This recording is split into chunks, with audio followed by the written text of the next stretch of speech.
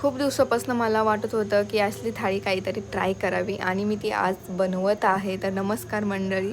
तर आज त्याला मुहूर्त अशाने निघाला की आज ऋषीला उपवास होता आणि बाकीच्यांना पण उपवास होते. घरच्यांना म्हटलं चला आज काहीतरी नवीन बनवूनच घेऊया आपण. मग त्याच्यासाठी मी काय केले, पहिले डाळ भात लावून घेतला.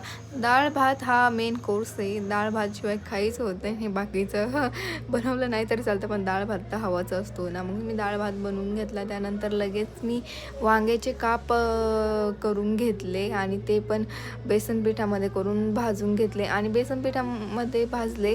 आणि हे वांग्याचे काप छोटे छोटे आहे, कारण की मला तसं बिहारी वांगा असतं ना, जे भरीत व बनवते वांग्याचं, ते काय भेटले नाही. त्यामुळे मी छोटे छोटे वांगे यूज केले आणि ते पण खूप टेस्टी लागतात. त्यानंतर मी चिली पोटॅटो केला, नुसता फ्राय केला, बाकी काहीच नाही. त्याला पाणी विदाऊट वॉटर मी ते शिजवून घेतला, नुसतं फ्राय केला आणि आपली थाली रेडी आहे. तुम्ही पण एन्जॉय